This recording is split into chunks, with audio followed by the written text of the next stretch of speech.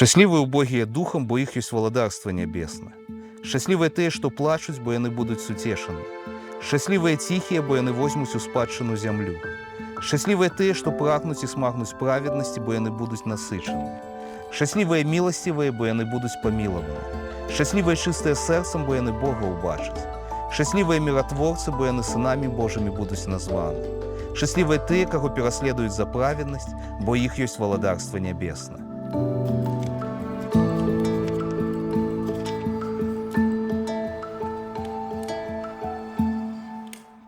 Дорогие сябры, мы рады вітаць вас на канале Царква Бел. І сёння ў нас інтэрв'ю, і інтэрв'ю у некаторым сэнсе звязана з гэтым годам юбілея, таму што сёлета мы святкуем стагоддзе з выдання першага Евангелія ў перакладзе Лукі дзякуць Малей, Евангелія паводле Лукі, а таксама 95-годдзя з выдання ўсяго новага запавету. Таму сёлета у нас будзе больш размоваў прысвечаных Бібліі, пісанню. І сённяшняе інтэрв'ю у нас з выбітным чалавекам, які зрабіў вельмі шмат для пісання на роднай мове. І сёння у нас у гасцях Антоній Бокун, выканаўчы дырэктар беларускага біблійнага таварыства, аўтар гістарычных кніг, але асноўны, напэўна, самы пастар царквы, але самае галоўнае гэта перакладчык пісання на беларускую мову. Рады вітаць, Антоній, цябе тут у нас. Вітаю ўсіх. Адразу папереджу, што мы з Антоніем знаем уже штосьці блізу 20 год, таму мы на ты, на поўнай інтэрв'ю будзем весці ў звычайнай для нас манеры. Рад бачыць цябе, і мне здаецца, што сённяшняя размова такая будзе збольшага прысвечаная пісанню. Ну так, спадзяюся. Але таксама хацелася б крыху болей паразмаўляць пра твою асобу таксама, таму што асобы ты даволі цікавая. Памятаю, што шмат год, напэўна, 2 дзесяцігоддзі таму я пазнаёмся з табой увогуле як з гісторыкам, як з аўтарам кнігі «Залаты век Беларусі». Потым быў знаёмы з табой экс-пастарам. Потым, аказваецца, ты пераклаў Біблію са старажытных моў. Ты хто ж ты такі? Ці можаш крышку распавесці? Хто ты? Хто ты па адукацыі? Гісторык ты, багаслоў ты, філолог, лінгвіст? Раскажы, ласка, пра свой жыццёвы шлях. Акурат у мяне няма ні філалагічнай, ні гістарычнай адукацыі. Я скончыў Беларускі дзяржаўны універсітэт, хімічны факультэт. Але я заўсёды цікавіўся гісторыяй, а філалогіяй я больш пачаў, як это сказаць, і багаслов'ем цікавіцца ўжо, калі стаў веруючым чалавекам, і асабліва тады, калі ўзнікла патрэба у пісанні на беларускай мове. Таму што я стаў перакладчыкам Бібліі не таму, што я хацеў гэта рабіць, а больш з-за таго, што была такая патрэба. Цікава, я думаю, што ўжо нашы гледачы ўжо даведаюцца нешта цікавае, таму што, гледзячы на цябе, на твой шлях жыццёвы, на твоё служэнне, хімік гэта не першая асацыяцыя, якая прыходзіць у галаву, таму цікава будзем ведаць, што... шмат людзей вядомых, которые таксама былі хімікамі. Да, напэўна. Напрыклад, Маргарет Тэтчер ці Хайм Вейсман. Ага. Цудоўна. Будзем ведаць тады, што па адукацыі ты хімік, напэўна, тым больш цікавым твой такі шлях у служэнні. Але таксама, наколькі я ведаю, ты прыйшоў, у прынцыпе, да Хрыста ў 90-е, так. І гэта не дзіўна для людзей твайго нашага пакалення, таму што ў 90-е шмат чаго рабілася, прыйшло Евангелие, шмат хто прыходзіць да Хрыста, але здаецца, што твой шлях да Господа не быў традыцыйным для 90-х. Можаш крышачку распавесці, якія моманты, пра што ты знаходзіў Господа, як ён цябе сябе адкрываў? Я думаю, што акурат у мяне быў шлях абсалютна традыцыйны для 90-х, таму што з той толькі, напэўна, розніцай, што, напэўна, калі б да мяне на вуліцы падышлі і запрасілі б у звычайную евангельскую царкву, я хутчэй бы за ўсё сказаў бы, што дзякуй, не трэба, нейкім іншым разам. Таму што я вырас у такім каталіцкім асяроддзі, то есть я заўсёды адчуваў сябе католікам, і я ведаў, што я католік. А другі момант той, што таксама гэта быў, час я это быў беларускамоўным ва всякіх, ва ўсіх аспектах свайго жыцця, і таму, напрыклад, напэўна, хоць цяжка, канешне, сказаць, але хутчэй за ўсё мяне запрашэнне на богаслужэнне ці на евангелізацыю па-расейску наўрад ці б мяне зацікавіў. Але такое было, што ў 93-м годзе я перажыў такі момант, што ў Нясвіжы, каля касцёла ў Нясвіжы, я перажыў, як Господ мне сказаў, што табе трэба знайсці іншых веруючых людзей, беларускамоўных веруючых людзей. І я хадзіў тады ў касцёл на Залатой Горцы, і я вот пасля імшы, там это вот некалькі нядзель вот это выходзіў і чакаў, ну, спрабаваў неяк это далучыцца, знайсці нейкіх іншых людзей, але людзі размаўлялі паміж сабою, і на мяне не звярталі ўвагу, і это было так адна нядзеля, другая нядзеля, ну, я не губляў надзей, то есть это... І ў трэцюю нядзелю да мяне падышоў барадаты дзядзька і запрасіў, што у нас вот ёсць малітоўная сустрэча, запрашаю, там, падвале ў касцёле на Залатой Горцы, запрашаю на гэтую сустрэчу. Я, канешне, зрабіў выгляд, што это мяне не вельмі цікавіць, сказаў, што, ну, я падумаю, я там трошкі заняты. Студэнцкія годы твои былі, правильно? Так, это был, я быў на 4-м курсе тады. Ну, але ў глыбіні душы я подумаў, вау, нарэшце, вот уже не дарма я уже тут некалькі тыдняў шукаю магчымасці, каб мяне нехта запрасіў, і я вот это прыйшоў на гэтыя малітоўныя сустрэчы, і я перажыў, то есть там для мяне было найбольшае здзіўленне было і найбольшае перажыванне, напэўна, таго першай сустрэчы, што людзі, яны...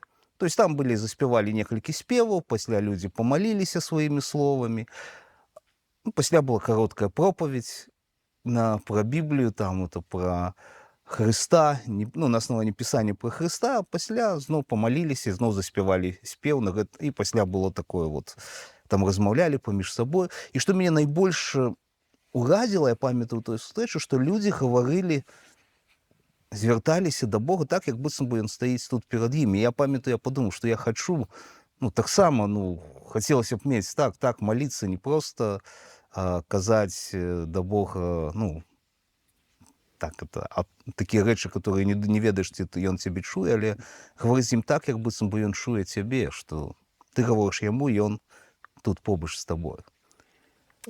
Класна. То бок, атрымаецца, і гэта адбылося вось у каталіцкай супольнасці. Так, гэта адбылося так, ў 93-м годзе, это быў верасень 93-го года. Я памятаю прыблізна гэты час.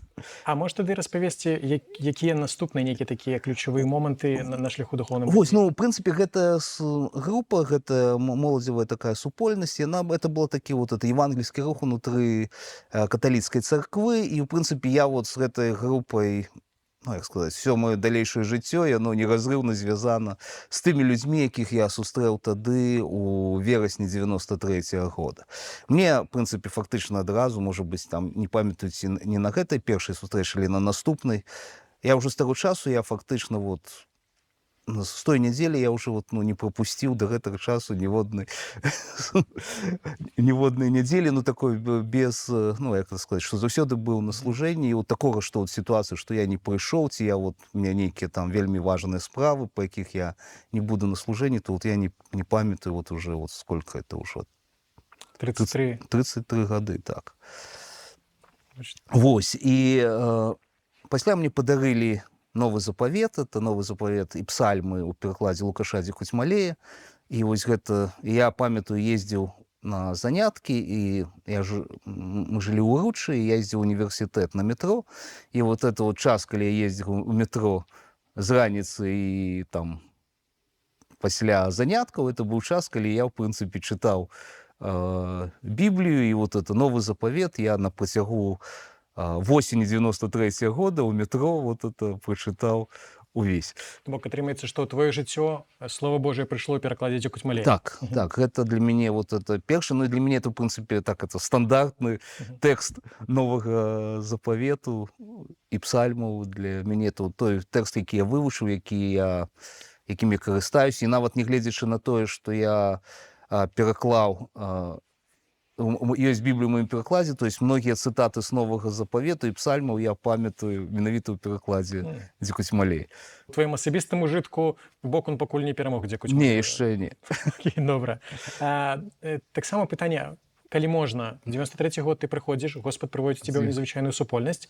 Я так разумею, што не самую звычайную каталіцкую супольнасць. Ну так. Но я з табой пазнаёміўся праз 13 год, і тады ты ўжо быў пастарам Евангельскай царквы. Можаш так пунктирам абазначыць, што было цікавага вось за гэты 13 Не, ну год? то есть пунктиром, то есть мы, як супольнасць, мы развіваліся, і, в прынцыпе, это была, яшчэ раз повторюсь, это была біблейская евангельская супольнасць, дзе, в прынцыпе, фактычна служэнні, вот это былі малітоўныя служэнні, богослужэнні яны праходзілі пасля імшы, але яны праходзілі ў такім фармаце, як яны звычайна праходзяць, ну это пасля мы даведаліся, праходзяць у пратэстанцкіх цэрквах, таму што мы так асабліва, ну, на той момант не мелі асабліва такога вялікага кантакту з евангельскімі цэрквамі, ведалі, што такія ёсць, часам заходзілі ў госці, ну, але это вот былі такія спарадычныя кантакты, то есть мы жылі фактычна, ну, больш маючы кантакты з падобнымі рэальнасцямі ў Польшчы, у Італіі, ну, то есть у іншых краінах. Вось, але мы вот так это вот ішоў гэты працэс, развіваўся, і ў канцы 98-го года нам кіраўніцтва каталіцкай царквы сказала, што вы не можете быць, ну, разыходзьцеся, то есть вы не можете, ваша духоўнасць, она не адпавядае стандартам, ну, скажем так, каталіцкага касцёла. Ну, мы кажем, ну, не можем людям сказать, что все, что мы говорили там про Иисуса Христа, про веру, про избавление, что это все, ну, типа, неправда, мы разыходимся. И мы подали на регистрацию в 99-м годзе, былі зарэгістраваныя як царква Ян Прадвеснік. Ну і з таго часу мы вот это дзейнічалі менавіта ў такім фармаце. Тут нельга не заўважыць, што атрымаецца твой лёс крышачку перагукаецца з лёсам Марціна Лютера. Ну, ў нейкім сэнсе, да. Для мяне это, напрыклад, ён, ну, увогуле гэты герой, і гэтая постаць гісторыі царквы, яна вельмі блізка, таму што многія яго перажыванні, яны мне вельмі блізкія, вельмі зразумелыя. І калі, нават, можа быць, адна з прычын, чаму мне нават это, ну, як сказаць, больш, я там гавару, калі расказваю пра рэфармацыю, тая ж кніга «Залаты век Беларусі», яна якраз датычыла эпохі рэфармацыі. Для мяне зразумела многія такія моманты, якія датычаць, ну, тых перажыванняў, якія меў Марцін Лютер, яго паплечнікі, ці нават такая вот эта канфесійная невызначанасць Францыска Скарыны, што там, типа, чаму ён это, там, типа, не вот скажа, хто ён і як ён. Ну, в прынцыпе, я абсалютна магу зразумець і патлумачыць, чаму менавіта так. І, в прынцыпе, я думаю, што большасць людзей, асабліва у першай палове 16-го стагоддзя, яны, ну, не мелі выразнай канфесійнай, ну, як скажем так, прыналежнасці, таму што такое пытанне перад імі не стаяло. То есть мы часта глядзім на нашых папярэднікаў з нашымі... Праз нашу прызму сучаснасці. Да, праз прызму сучаснасці, праз прызму гісторыі таго, што было пасля. Але, ну, яно трошкі часам раней было часам трохі па-другому, чым цяпер. Гэта, дарэчы, адна з прычын, чаму я думаю, што гэта інтэрв'ю вельмі важнае, таму што насамрэч справа, якую ты зрабіў, ставіць цябе ў вельмі такі унікальны шэраг. Вось людзей, якія перакладалі пісанне на беларускую мову, я так разумею, што першы там Францыск Скарына, храналагічна, напэўна, апошні на цяперашні момант ты, і паміж вамі, як там лічыць, ці то пара чалавек, ці то дзесятак чалавек. Не, ну, думаю, што... Но насамрэч, ну, то бок людзей, якія перакладалі пісанне на беларускую мову, насамрэч, ну, дзесятак, паўтара, напэўна? Я думаю, што не, ну, я думаю, што некалькі дзесяткаў. Ну, давай, колькі існуе перакладаў, поўных перакладаў Бібліі? Не, ну, калі поўных гаварыць пра поўных менавіта ў такім нашым разуменні, то их 4, але калі гаварыць пра ўвогуле колькасць перакладаў, то, я думаю, не менш 40 увогуле мы можам назваць на з улікам асобных кніг, напэўна. Так. Это менавіта, калі казаць, ну, менавіта пра такі, ну, як сказаць, фрагменты, вот кніга і больш перакладзеныя на беларускую мову, то ад Скарыны да сённяшняга дня, то есть мы маем, ну, недзе там, ну, можна там, залежыць ад таго, як лічыць, ну, 30-40 перакладаў будзе. Паўтысячагоддзя і гісторыі народа, і 40 чалавек гэта не шмат, вось, а ўлічваючы тое, што поўных перакладаў зараз вось літаральна некалькі, вось, гэта цудоўна, але таксама, што цікава, у прынцыпе, людзей, якія пераклалі пісанне на беларускую мову адзінкі, но ты, мне здаецца, адразу ў 2 катэгорыі патрапіў, таму што у цябе ёсць аўтарскі пераклад поўнай пісання, але таксама ты не адзіны чалавек, які яшчэ ўмудрыўся быць рэдактарам іншага аўтарскага перакладу на Так, беларускую мову. так. Можаш расказаць крышачку пра вось пераклад Уладзіслава Чарняўскага і што гэта было, як ты апынуўся да яго прычасным? Ну, то есть гэта з'яўлялася увогуле тое, што я казаў, што я заняўся перакладамі Бібліі з патрэбы, не таму, што я думаў пра гэта, не таму, што я заўсёды ўяўляў, што ну, это нехта павінен нехта іншы займацца гэтымі перакладамі, не я, але была патрэба. То есть я калі вот прыйшоў у супольнасць, прыйшоў у царкву, мне далі вот новы запавет, псальмы, я іх прачытаў.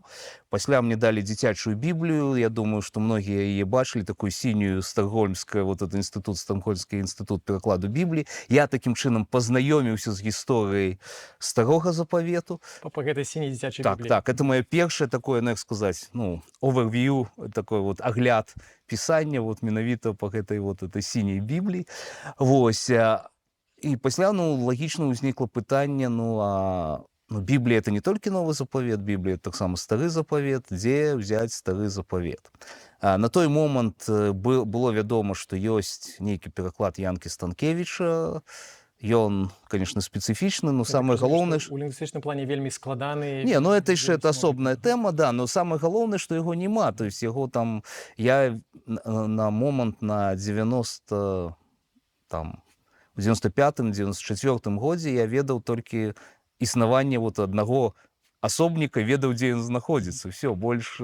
Нават я б каб хацеў пачытаць, я не ведаў, дзе яго здабыць. То есть вот у касцёле на Залатой Горцы быў адзін вот это экземпляр, і тады, калі трэба было чытаць урыўкі са старога запавету, то бралі гэты тэкст пераклада Станкевіча, яго нейк адаптавалі, каб было больш-менш зразумела, што ён хоча сказаць, ну і такім чынам вот это гучала.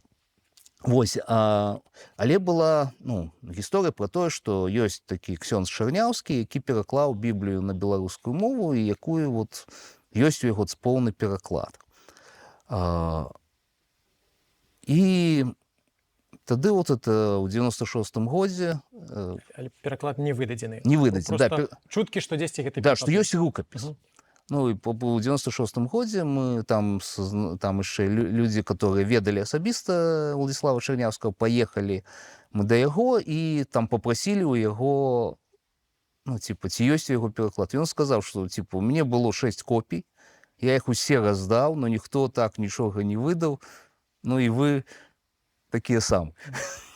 Я вам нічога не дам. Ну, мы там все там, типа, там, што давайте мы точно што-небудзь зробім. І ён там даў нам уже рукапісы, нават не машынапісныя, а нават там рукапісы, там некаторыя машынапісныя, а некаторыя уже чыста рукапісы, арыгіналы новага запавету, некаторых кніг старога запавету і новага запавету. І ў 96-м годзе я заняўся тым, што, па-першае, што перавесці гэта ў электронны выгляд, і, па-другое, рэдагаваць так, каб выдаць. І от першае, у 97-м годзе выйшла такая вот брашурка, это кніга роду, кніга быццё у перакладзе Уладзіслава Чарняўскага.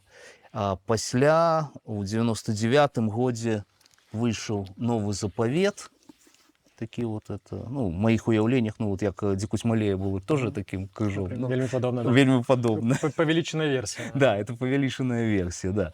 То есть это вышел вот это новый запавет, это вот это таксама ў перакладзе Уладзіслава Чарняўскага. Ну і пасля я таксама там займаўся, ну, таксама вот это падрыхтоўкай старога запавету.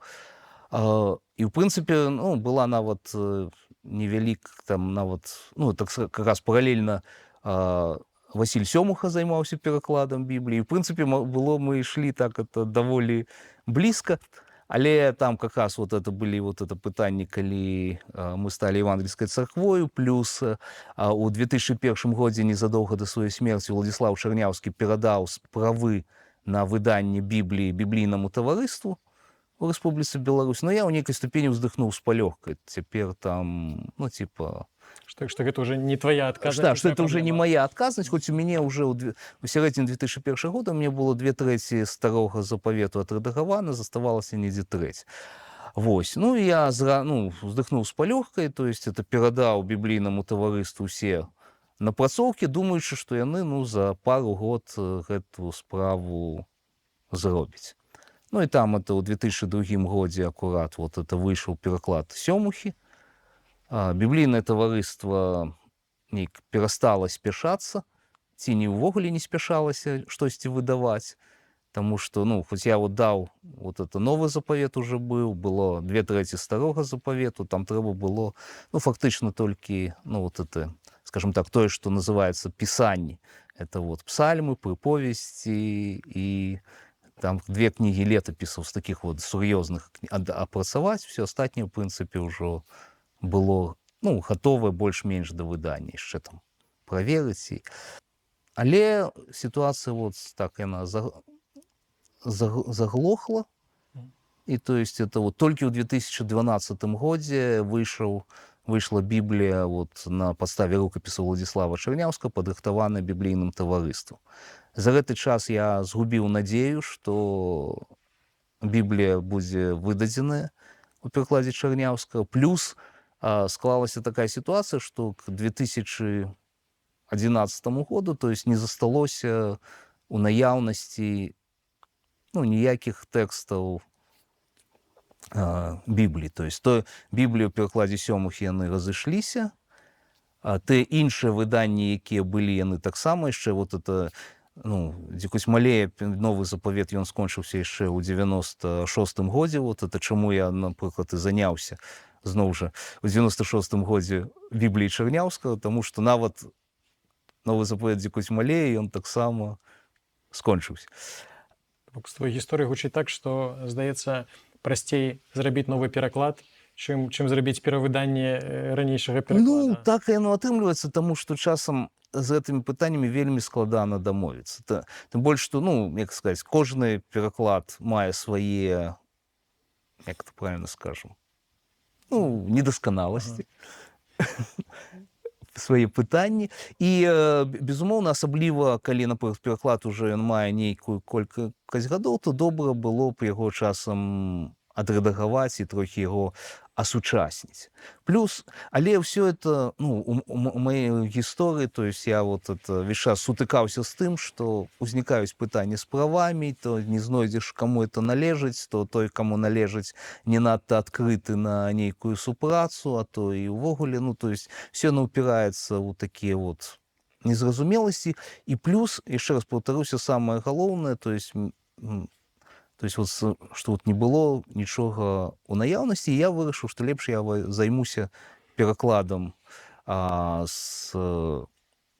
сваім перакладам, і гэты пераклад я смагу, па-першае, выпраўляць тое, што мне не падабаецца, па-другое, смагу, што называецца, выдаваць ці не выдаваць в любой, як сказаць, колькасці, колькі трэба. Колькасці, форме. І форме, да. Ну, наколькі это будзе магчыма.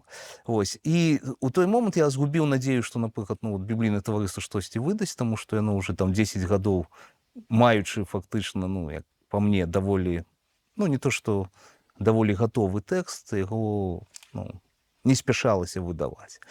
Вось. І таму я, тым больш, што калі я працаваў асабліва калі рыхтаваў новы запавет у перакладзе Чарняўскага, то я працаваў, ну, браў за аснову як Чарняўскі лацінскую Біблію, але таксама ў новым запавеце звяртаўся часта да грэцкай Бібліі, і, адпаведна, я ўжо там трохі такія азы грэчаскай мовы ведаў, таму ўжо заняўся, так сказаць, падцягнуў свой узровень грэчаскай мовы, каб можна было перакладаць новы запавет, і пачаў перакладаць новы запавет.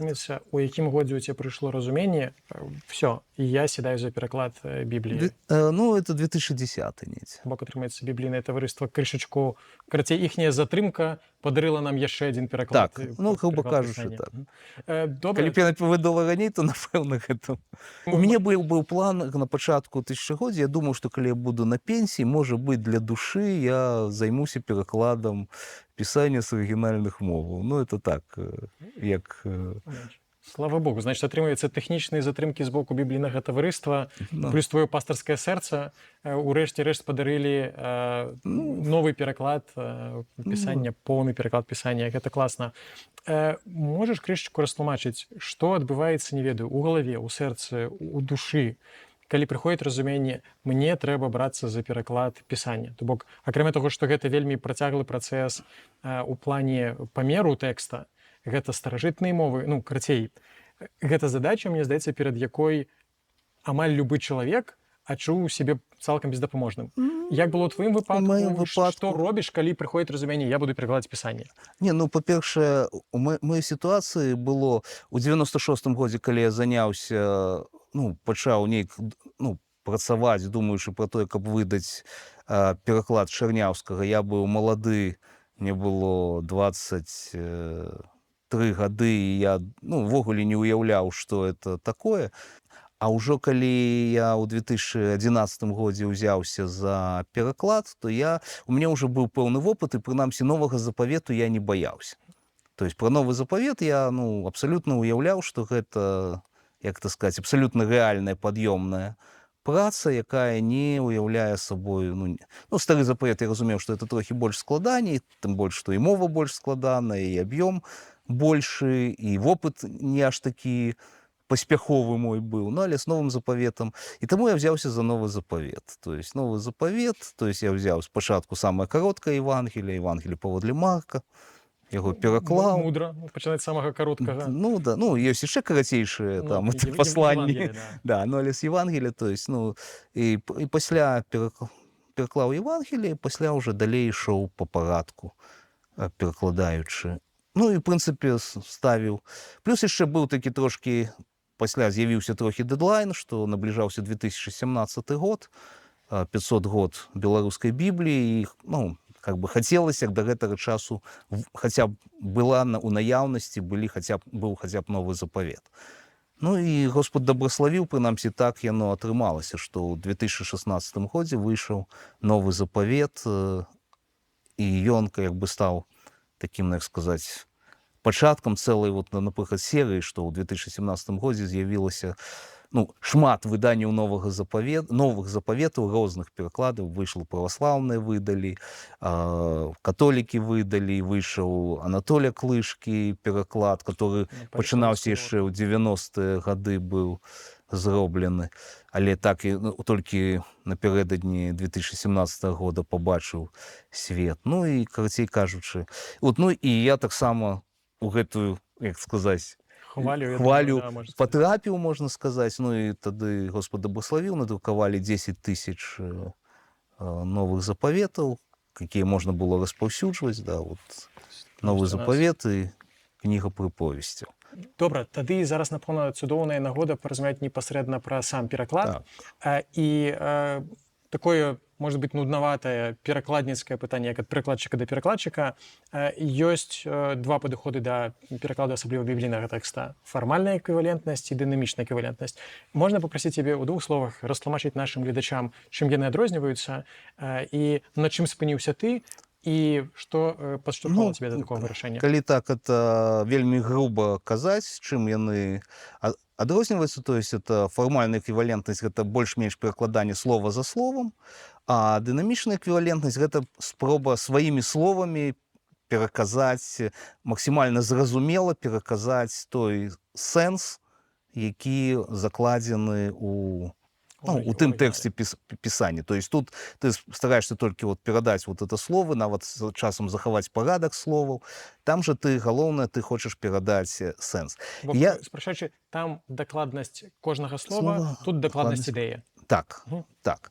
Ну, так, вельмі груба сказаць. І я скажу так, што на пачатку сваёй, ну, скажем так, біблейска-перакладчыцкай кар'еры, то есть калі я вот это рэдагаваў рукапісы Чарняўскага, то я больш прытрымліваўся, ну, як і, ў прынцыпе, большасць маладых і гарачых хрысціян, больш прытрымліваўся, па-першае, што я больш прытрымліваўся такого, ну, больш дынамічнага такого эквівалентнага, то есть старацца ўсё-такі больш перадаць ідэю, да, то есть пастарацца думкі, складаныя думкі выказаць больш зразумелымі словамі.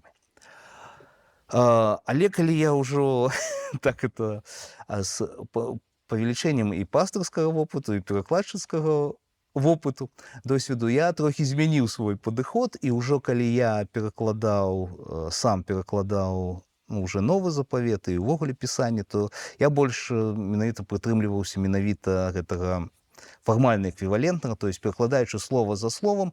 Ну, па-першае, калі ты вывучаеш Біблію, калі ты імкнешся, ты прапаведуеш на аснаванні пісання, калі ты імкнешся жыць паводле пісання, то для цябе все-таки вельмі важны момант адказаць на пытанне, а як все-таки напісана, што ёсць.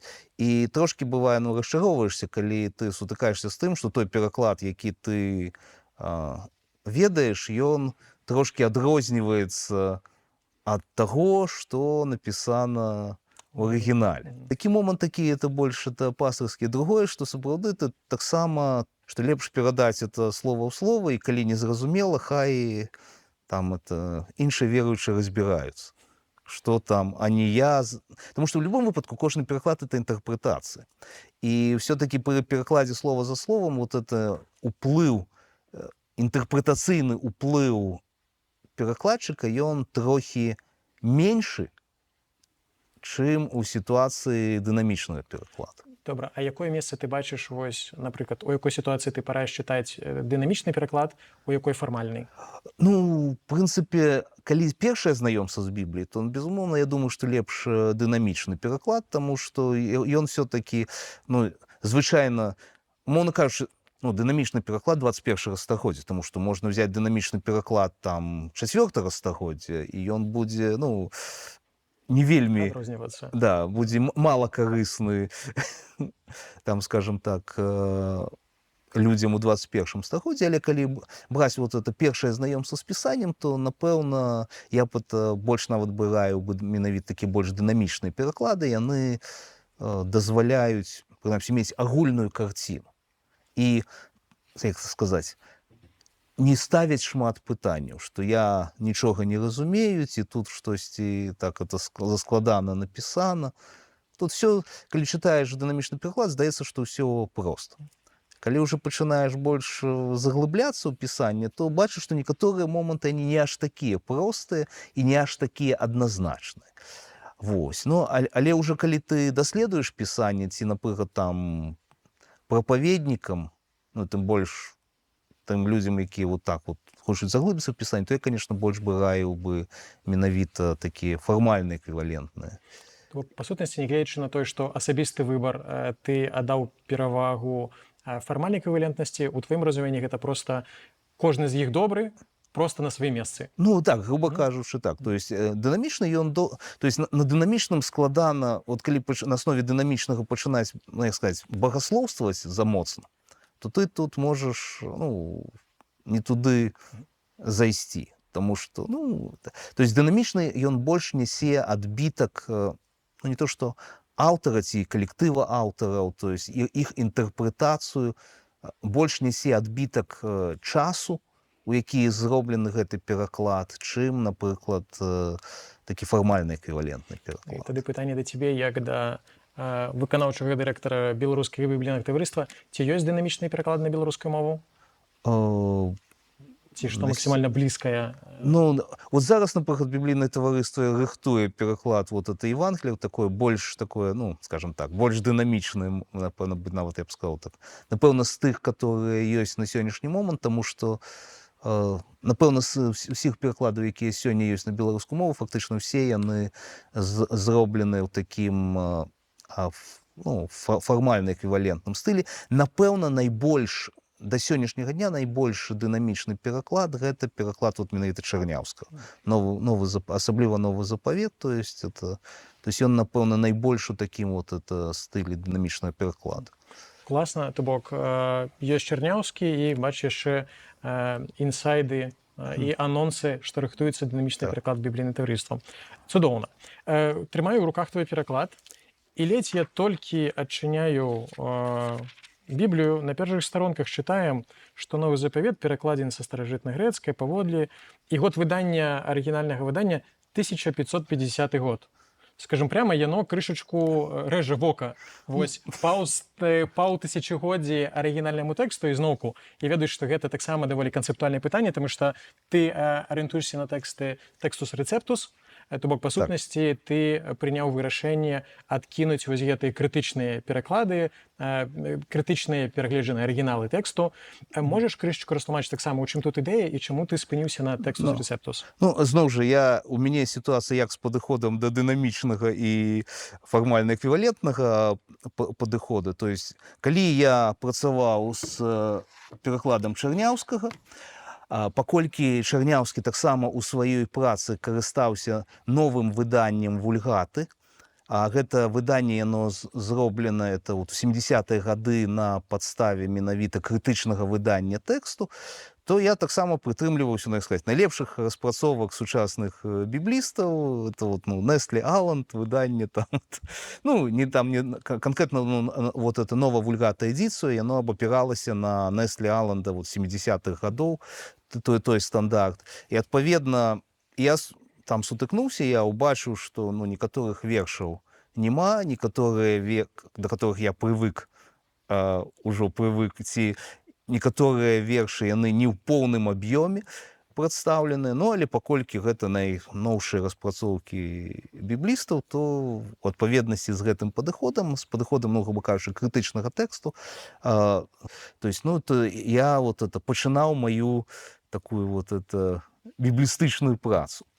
Але зноў жа, з цягам часу і з цягам і перакладчыцкага вопыту, і пастырскага вопыту я прыйшоў, ну, стою на выснове, што ўсё-такі трэба, каб тэкст ён быў нязменны, а не кожныя там 10-20 гадоў з'яўляўся новы стандартны тэкст для перакладу. То есть, безумоўна, то есть крытычнае выданне, то есть это не значит, што крытычнае выданне не патрэбна, ці што ўся праца вот тэкстолагаў яна не мае сэнсу, то есть всё яно мае быць, але пытанне все-таки, што ёсць вот это, ну, грубо кажучы, стандартным тэкстам. Ну, на жаль, тое, як вот зараз развіваецца вот это нават практыка перакладаў і выданняў, асабліва тэкстаў новага запавету, мне, напрыклад, асабіста не падабаецца. І я лічу, што это трохі шлях у нікуды, который, ну, зноў жа, там это, і тоже, калі цытуеш Біблію, трэба, ну, тоже будзе казаць, якога года выдання Біблію ты цытуеш, таму што пытанне, зноў жа, і там, калі яшчэ у 20-м стагоддзі звычайна там толькі некаторыя вершы выпадалі, то уже ў 21-м стагоддзі там можа быць, што там, ну, няма заканчэння марка, альбо даецца 3 варыянты, магчыма, і то это даецца ў сносцы. Інтэрактыўнае Евангелие, ты можаш выбіраць фіналы. Да. Ну, то есть, да, яшчэ надаецца не проста, ці, напрыклад, вот эта прыповесць пра Ісуса і жанчыну, злоўленую на чужалостве, яна выпадае увогуле, то есть даецца там чыста снізу дробнымі літарамі, што ў некаторых перакладах. Таму, умоўна кажучы, я увогуле лічу, што все-таки трэба прытрымлівацца ў перакладчыцкай працы, трэба прытрымлівацца тэксту большасці. Тэксту большасці, а не тэксту меншасці. То есть, ну, грубо кажучы, калі параўноўваць Textus Receptus і тэкст крытычны. То есть можна там спрачацца, што Textus Receptus ён не зусім адпавядае, напрыклад, візантыйскаму тэксту і гэтак далей, але, ну, тут больш гаворка ідзе пра такі стандарт, проста Textus Receptus ён уже нейк, ну, як сказаць, это ёсць нейкі стандарт, ад которого можна, ну, ад которого можна далей уже казаць, якія ёсць там нюансы, якія ёсць розныя чытанні, што ёсць у розных гэтых самых рукапісах і гэтак далей.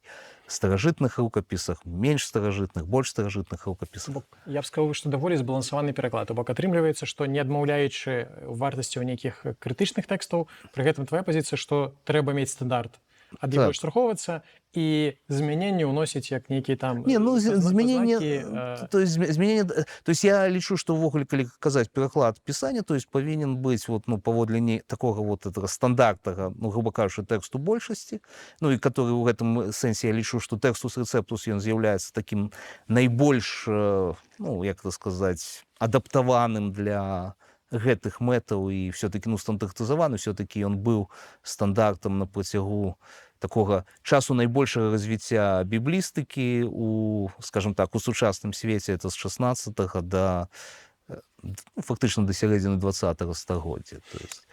Добра, дзякую, думаю, што гэта вельмі інфарматыўна. Хачу крышачку паразмаўляць пра тое, як вялася праца, пра нейкія, можа быць, такія тэхнічныя нюансы. Я не ведаю, наколькі ў гэтым кантэксце можна сказаць таксама. Я займаюся перакладам, і я ведаю, што калі робіш вялікія праекты перакладніцкія, то не ўсё ідзе роўна.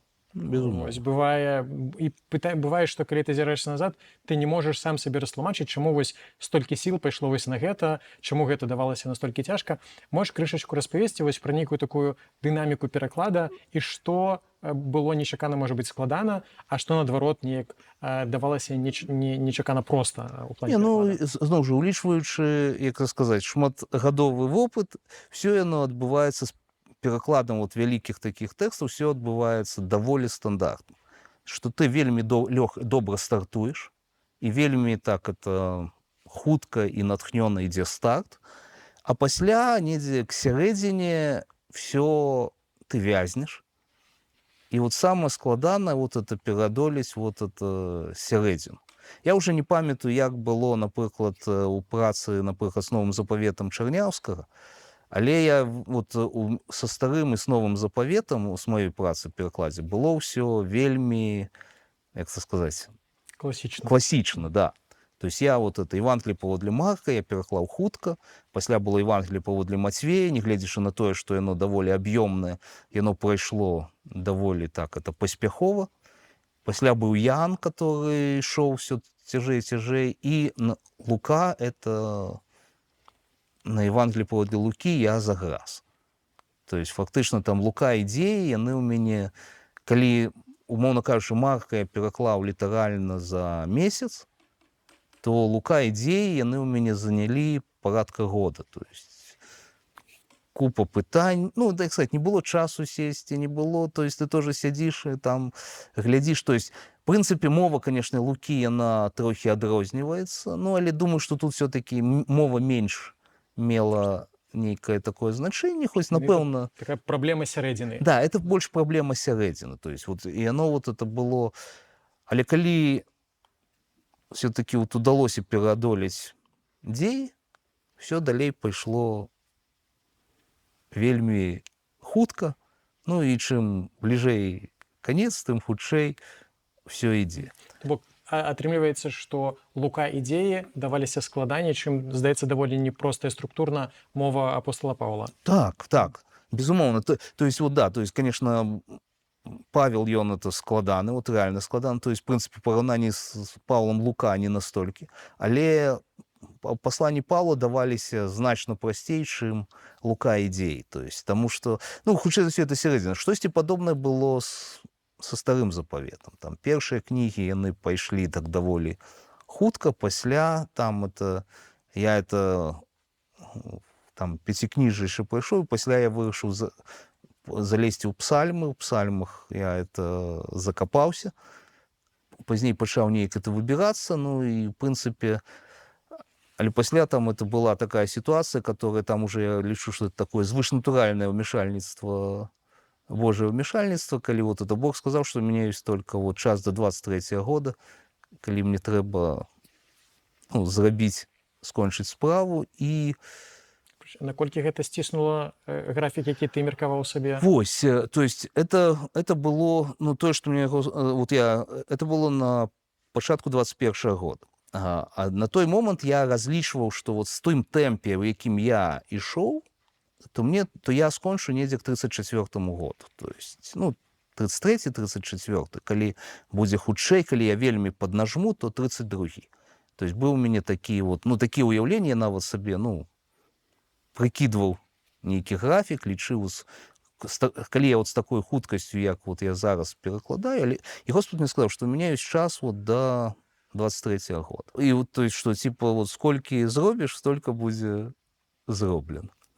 Ну і я так это вельмі сур'ёзна паставіўся да гэтага і вырашыў нават трохі змяніць свой спосаб перакладу. То есть, калі да гэтага я перакладаў на кампутары, то есть я сразу, ну, вводзіў тэкст беларускі у вордаўскі файл.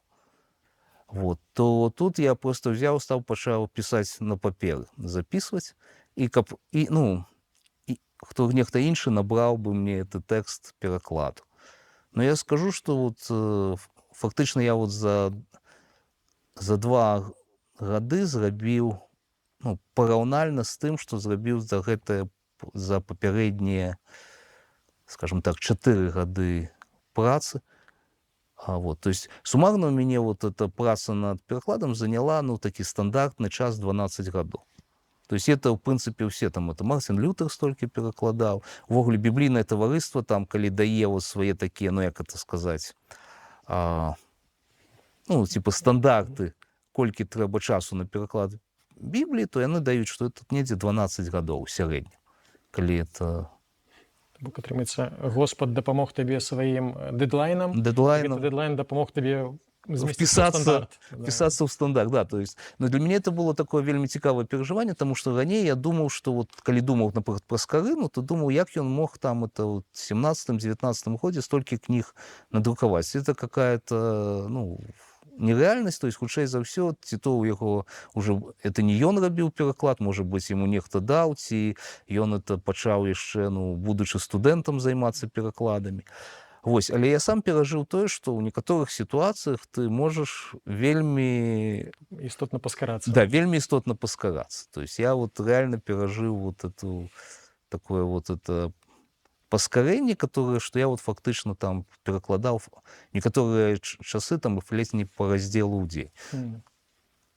Слава Богу, ну, я рад, што не ў 34-м годзе сканчваецца пераклад пісання, што мы ўжо можам мець выданне, прычым, наколькі разумею, некалькі перавыданняў. Так. Хацеў бы таксама паразмаўляць троху пра мову пераклада і пра нейкія перакладніцкія выбары, і у якасці такой зацэпкі мы вельмі так прыязна па-сяброўску сядзім, але будуць і складаныя, крытычныя моманты. У прыватнасці чытаю я твой пераклад, ну, для сябе у сваім жыцці, і даходжу да Лукі 7 раздзелу 23 верша і чытаю: «І шчаслівы той, хто не згоршыцца праз мяне». І я на беларускай мове размаўляю ўжо 19, напэўна, год. І, шчыра кажучы, не ведаючы гэтага тэкста ў іншых перакладах, я б моцна спатыкнуўся аб гэтае слова «не згоршыцца». І я хацеў бы вось гэты тэкст выкарыстаць як нагоду запытаць цябе, як ты робіш выбар на карысць тых ці іншых словаў, таму што, зноўку, перакладніцкая праца — гэта шмат пра выбар. І тут тэкст, які будуць шмат людзей чытаць, шмат, напэўна, там даваць зваротнай сувязі. Як ты выбіраў, вось, што ўжыць тут, якім словам аддаць перавагу?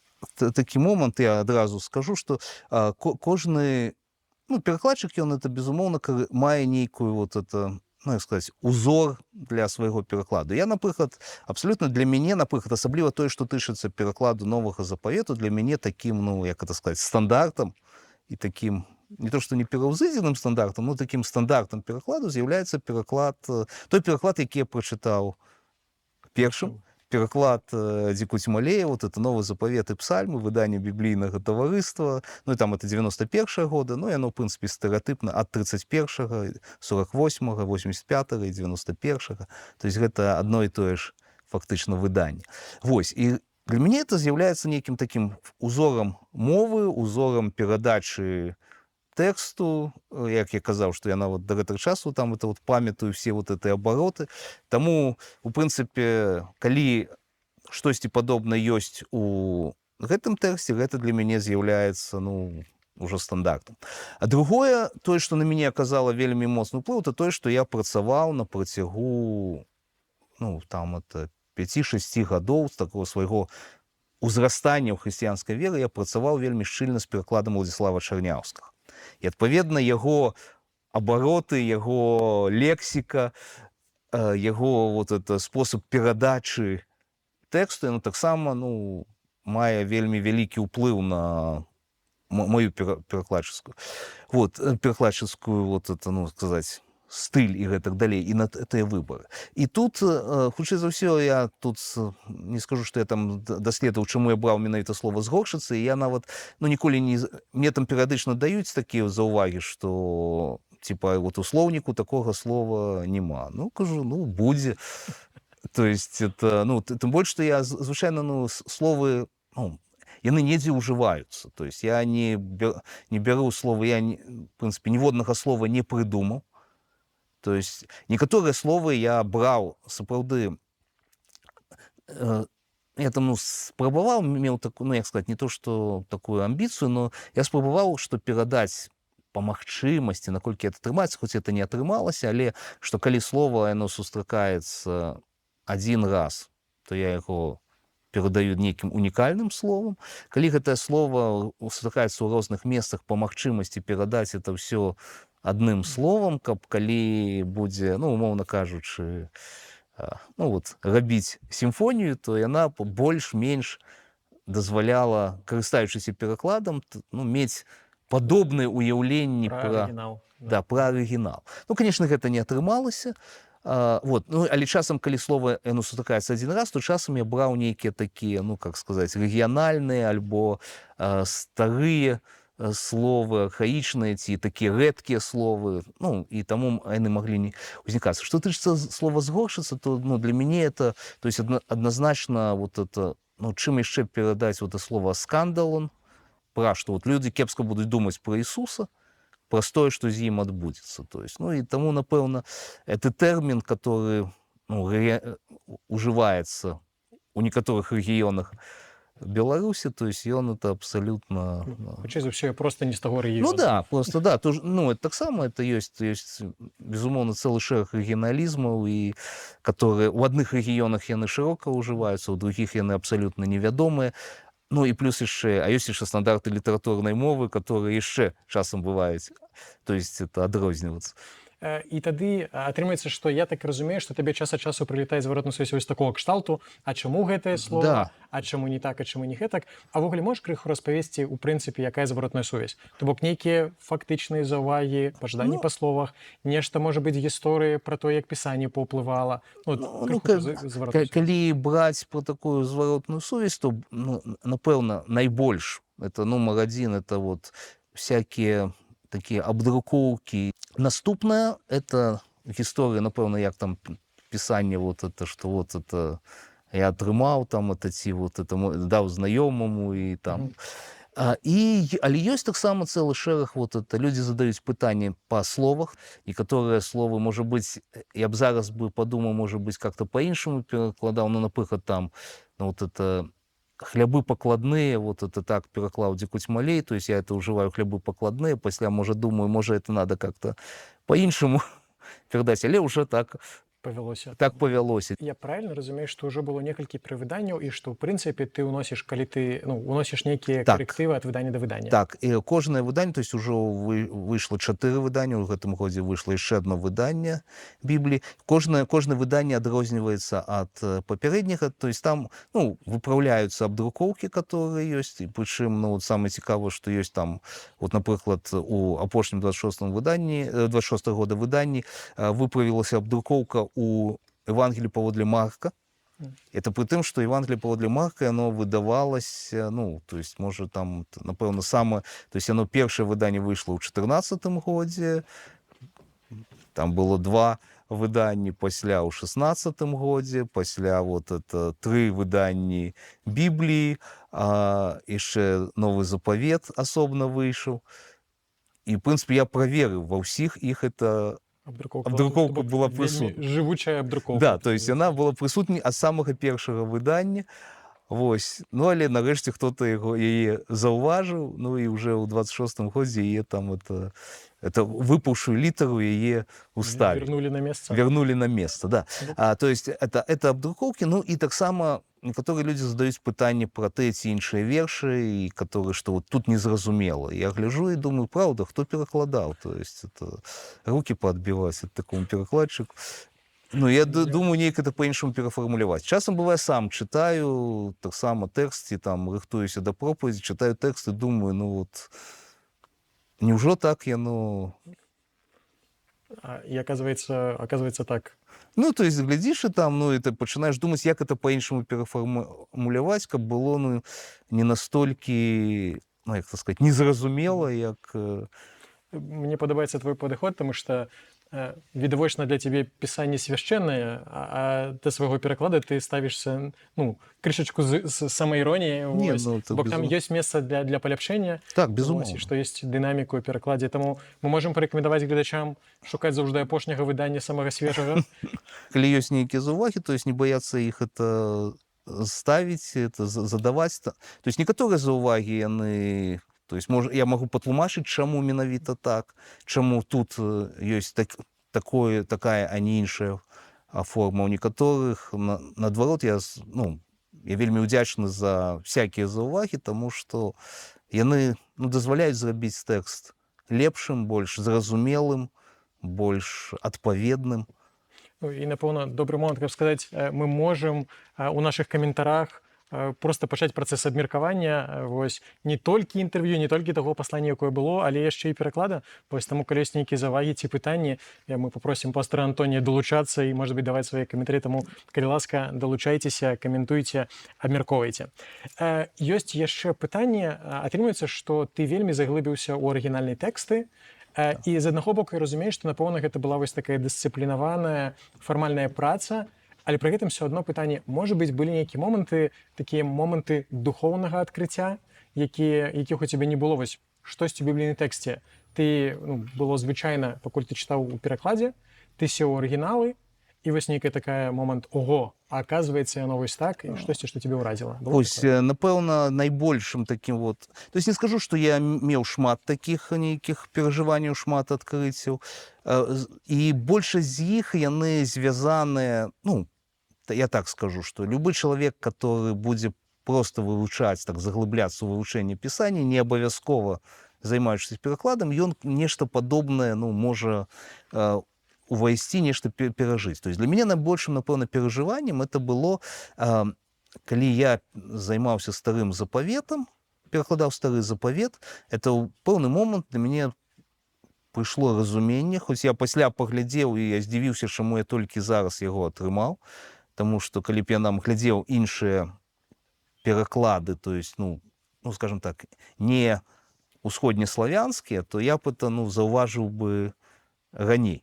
Але, калі браць пра усходнеславянскія, то яны... Змяняецца тут пытанне, што Господ Бог, это спалучэнне, которое ёсць на працягу ўсяго старога запавету, яно, як сказаць, хоць гучыць яно аднолькавае, но мае розныя... За гэтым стаяць розныя словы. І калі на пачатку у кнізе «Быццё» і это ў першай палове Бібліі это Господ Бог, я таксама як перакладаў, што я там, дзе быў тэтраграматон, імя Бога, то есть я там выкарыстоўваў Господ вялікімі літарамі, а там, дзе Господ, это было слово проста «Адонай» у арыгінале, там я выкарыстоўваў Господ малымі літарамі. Вось.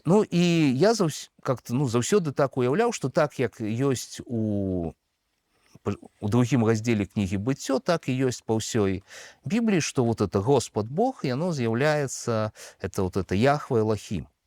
Господ вялікімі літарамі, і Бог. Яхве Бог. Я так думаю, што ўсюды так ёсць. Але ў працэсе пераклада я заўважыў у нейкі момант, это што калі ўжо дайшоў да прарокаў, асабліва ў Езекіэля, што там, аказваецца, там трохі па-іншаму. Там напісана не Яхве Элохим, а Адонай Яхве. То есть Господ Яхве.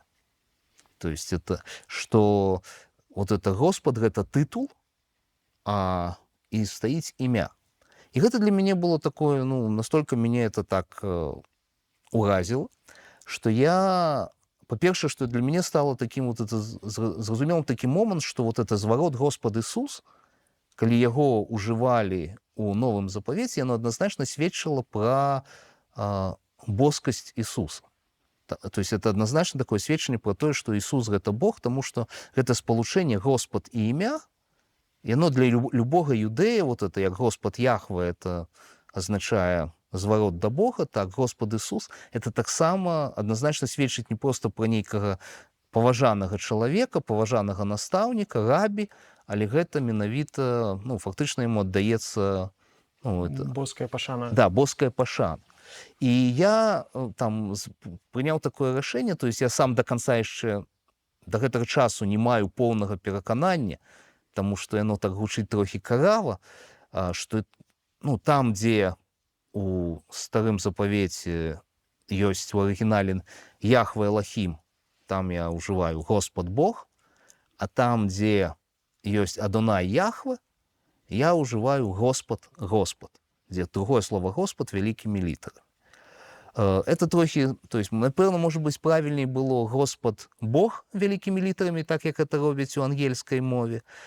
Но просто вот для меня было настолько вот, что вот это имя, что это не, как это сказать, что вот это выкарыстоўваецца, что мне хотелось это, ну, нейк это перадаць у перакладзе. Хоць, ну... І атрымаецца, што гэта крыху кампраміс, таму што не падабаецца, як гэта візуальна выглядае і як гучыць у беларускай мове, но не хацелася зрабіць гэту багаслоўскую думку. Так. То есть это... То есть вот это, что мне как раз візуальна оно не кепска выглядае, но гучыць оно трохі... Прычым, што нават, ну, юдэі, калі чытаюць, вот яны замест Яхве, тетаграматон, яны чытаюць Адонай, але ў спалучэнні вот это Адонай Яхве яны чытаюць Адонай Элохи. То есть оно гучыць падобна як Яхве Элохим, Адонай Элохим. То есть оно трохі па-іншаму гучыць, но там... Але читаюсь подобно, то есть, але, ну, тут вот для меня это было настолько важно, ну, як это сказать, не то, что важно, то есть я вот настолько, вот, для меня было такое... Ты быў уражаным, і таму... Да, уражаным, да, і таму я зрабіў гэта, хоць яшчэ раз скажу, до гэтага часу я не до конца маю... Хоць ніхто мне асабліва за гэта не крытыкаваў, напэўна, я толькі я крытыкую.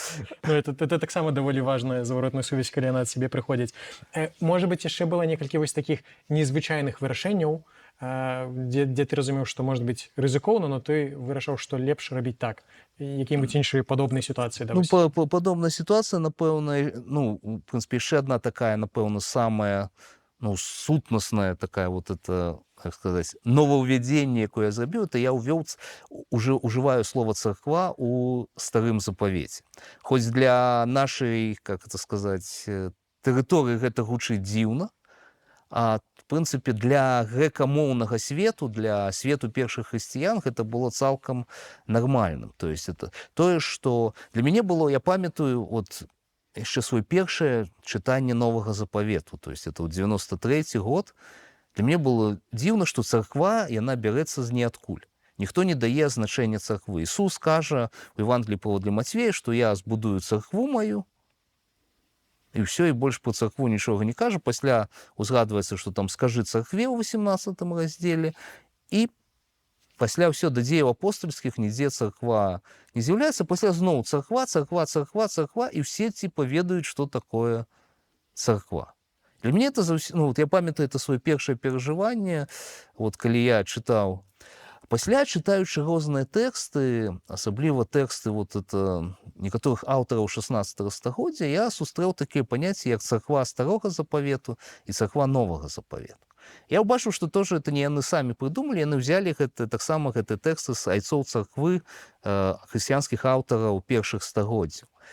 І там я там, ну і пасля этого ўжо ўбачыў, што многие, что слово «эклесия» у Септуагінте яна ўжываецца, ну, у старым запавеце, в грэцкім перакладзе старого запавета, слово «эклесия» яна выкарыстоўваецца ў старым запавеце як пераклад слова «кагал». У прынцыпе, ўсе мы з гэтым сутыкаемся, бо што ўсе ведаем кнігу «Эклезіаст», якая на юрыце гучыць як «Кохелет», і которая нават, там, по-моему, нават ці у скарыны, ці вот это што, а па-славянску «царкоўнік». То есть это слово, оно, ну, как бы прысутнічае ў старым запавеце. І таму я, в прынцыпе, увёў у старым запавеце, там, дзе ёсць слово «кагал», як пераклад слова «кагал», я увёў царква. І таму з'явіўся такі выраз, як царква Ізраіль. Ну, і там сказаў Салямон да ўсёй царквы Ізраіля. І скажаш ўсёй царкве Ізраіля. Ну, то есть, такі выраз трохі можа быць не тыповы, Незвычайны. незвычайны, але ну, для мяне ён мае такое, ну, як это сказаць, што вот яно паказвае такую вот... То есть адназначна, што царква — гэта супольнасць, это вот такі вот это збор веруючых людзей. Хоць, напрыклад, нават у новым запавеце я ўсюды не смог слова «эклесія» перакласці як царква, таму што яно таксама ўжываецца у апісанні вот этих падзеяў у Эфесе, калі вот это сабраўся вялікі натоўп на стадыёне, і там это гадзіну крычалі «Великая Артемида Эфеская», і пісар пасля кажа, што мы вот это не можем вот эту, як сказать, растлумачыць, што за царква сабралася на стадыёне. Ну, то есть там менавіта ўжыта тое самае слово, і там я уже, ну, не смог выкарыстаць слова... Так разумееш, там эклесія ў сваім першапачатковым значэнні, як грамадскі сход. Ну, першапачаткова у грэчаскім Грэчаскім, значэнні, да, скажем так, вот это у грэчаскім значэнні, не ў новазапаветным значэнні, а у значэнні вот это грэчаскай канцылярскай.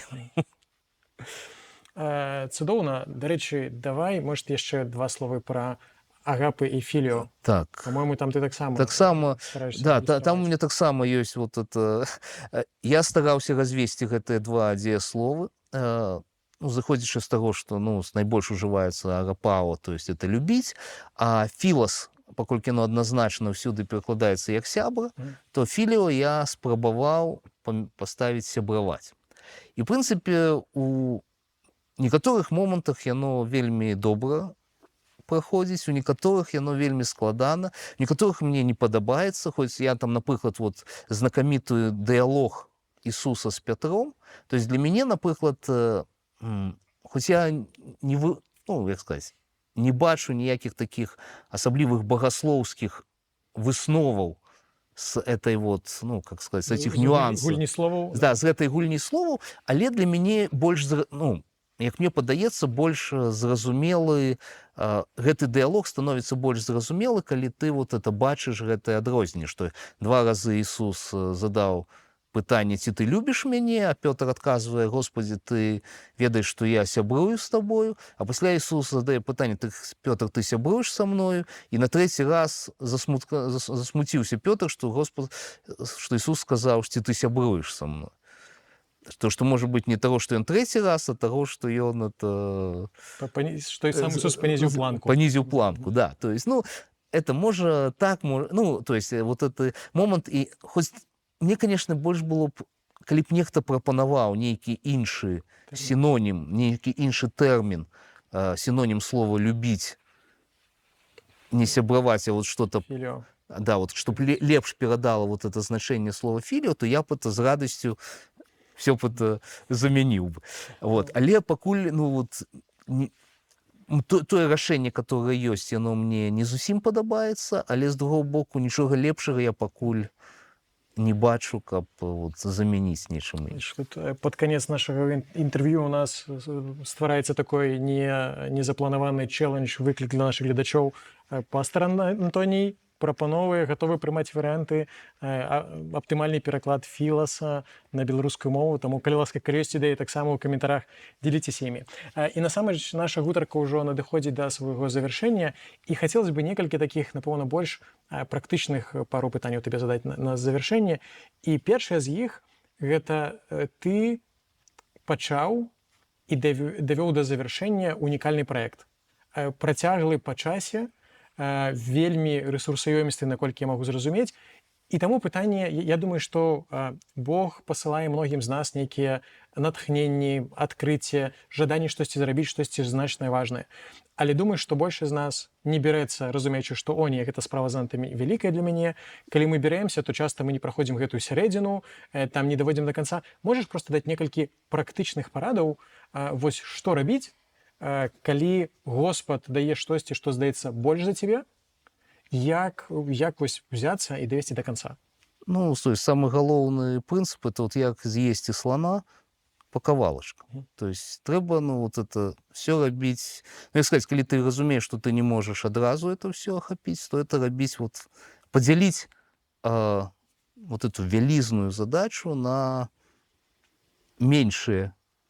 Ну, і пажадана, канешне, такія, ну, як сказаць, умоўна кажучы, завершаныя задачи. Есть и слона по завершенных кавалочках. Да, по завершенных кавалочках, да, то есть не то, что вот, это, ну, умоўна кажучы, ну, взять, напрыклад, калі браць вот это пераклад, ну, умоўна кажучы, я перакладу палову Евангелия паводле Матвея.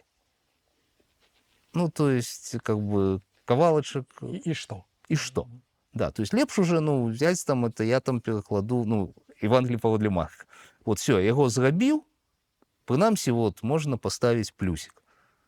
Там пасля яшчэ такі вот кавалак, яшчэ кавалак, то есть, ну, завершаны. Пасля я, напрыклад, уже не займаюся, я перакладу там это послание апостола Павла до Тимофея.